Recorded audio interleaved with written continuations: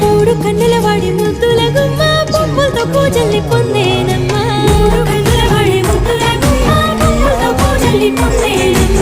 గౌరమ్మే బతుకమ్మే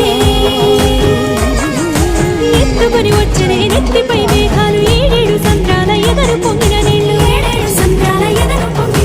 తీసుకొని వచ్చనే తిరుగుతూ వాగులు నురగలై పొంగినే చెరువుల తూములు